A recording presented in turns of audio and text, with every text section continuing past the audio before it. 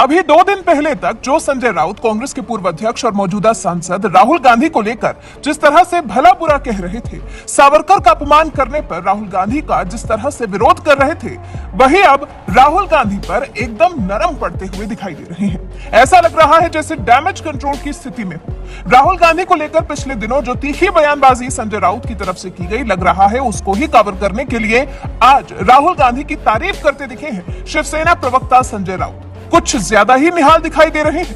कैसे? सिर्फ एक कॉल पर। जी, राहुल गांधी की तरफ से संजय राउत को की गई एक फोन कॉल ने संजय राउत का मन राहुल गांधी के लिए मोम की तरह पिघला दिया है। राहुल ने वीर सावरकर का बीच सभा में कैसे अपमान किया है, क्या भूल गए हैं संजय राउत? या फिर जो कांग्रेस एनसीपी के साथ मिलकर उद्धव की शिवसेना थोड़ी बहुत मजबूत हुई है, उसके भी टूट कर बिखर जाने के डर ने राउत को राहुल की तारीफ करने पर मजबूर कर दिया है। सवाल तो उठेंगे ही।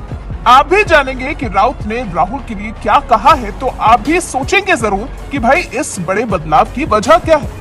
संजय राउत ने कहा कि राहुल गांधी ने मानवता दिखाने और एक राजनीतिक सहयोगी के लिए चिंता की है। इसको लेकर संजय राउत ने एक ट्वीट किया है। मराठी में लिखा, राहुल गांधी ने भारत जोड़ो यात्रा में व्यस्त होने के बावजूद मुझे रात में फोन किया। उन्होंने मेरे स्वास्थ्य के बारे में पूछा। राहुल ने कहा, हमें आपकी चिंता थी। मैं मानवीय संवेदनाओं की वजह से दुखी हूँ कि एक राजनीतिक सहयोगी को झूठे मामले में फंसाया गया और 110 दिनों तक जेल में रखकर प्रताड़ित किया गया। मराठी में किए गए अपने ट्वीट के बाद फिर अंग्रेजी में भी राउत ने एक ट्वीट किया। लिखा, कुछ मुद्दों पर मजबूत मतभेद के बावजूद अपने राजनीतिक सहयोगी का हालचाल लेना मानवता की निशानी है। राजनीतिक कटुता के दौर में ऐसे मौके दुर्लभ होते जा रहे हैं। राहुल जी अपनी यात्रा में प्रेम और करुणा पर ध्यान केंद्रित कर रहे हैं और इसीलिए उन्हें बड़े पैमाने पर ऐसी प्रतिक्रिया मिल रही है। इतना क्या कम था कि संजय राउत आगे कहते हैं, सियासत में होने के बावजूद मेरा सभी सियासी पार्टियों के नेताओं के साथ एक अलग रिश्ता है। मेरे मित्र भारतीय जनता पार्टी में भी हैं और महाराष्ट्र नवनिर्माण सेना में भी हैं। लेकिन जब मैं जेल से छूट कर आया तो कितने लोगों ने मेरा हालचाल लिया? मुझे सिर्फ एनसीपी, कांग्रेस और मेरी पार्टी के नेताओं ने कॉल किया या मिले। सवाल है कि आज की राजनीति इतनी नफरत भरी कैसे हो गई? इससे पहले तो कभी ऐसा नहीं हुआ। वहीं संजय राउत के यूं बदले हुए तेवर सोशल मीडिया पर लोगों को रास नहीं आ रहे। लोग लगातार संजय राउत के इस बदले हुए रुख को लेकर सवाल उठा रहे हैं। रोहित कलवार नाम के यूजर ने लिखा, इनकी तबीयत के बारे में पूछना अब सावरकर को अहमियत देने से भी ज्यादा बड़ा हो गया है। Shame on you Sanjay Raut. Dolly नाम की यूजर ने लिखा, मुझे लगा था कि ये लेटर राहुल गांधी से सावरकर का अपमान करने पर माफी मंगवाने के लिए होगा, लेकिन यहाँ तो लोग खुद को ही फ्रीडम फाइटर मान बैठे हैं। डस्टर नाम के यूजर ने तो मजाक ही बना दिया। पूछ रहे हैं, सर ये इंग्लिश आपने जेल में सीखी है?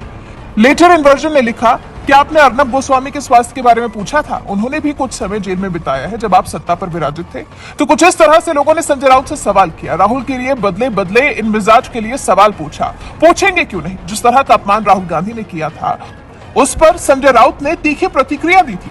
राहुल गांधी से राउत ने तो यहां तक पूछ लिया था कि उन्हें सावरकर के बारे में बात करने की जरूरत क्या थी। शिवसेना के दोनों ही गुटों को राहुल गांधी के बयान ने प्रभावित किया था। विशेष रूप से राहुल गांधी की टिप्पणी ठाकरे गुट के लिए ज्यादा शर्मनाक थी, क्योंकि वो कांग्रेस के साथ गठबंधन में है और प्रतिद्वंदी एकनाथ शिंदे गुट और बीजेपी की ओर से कांग्रेस से संबंधों के चलते निशाने पर लिए गए थे।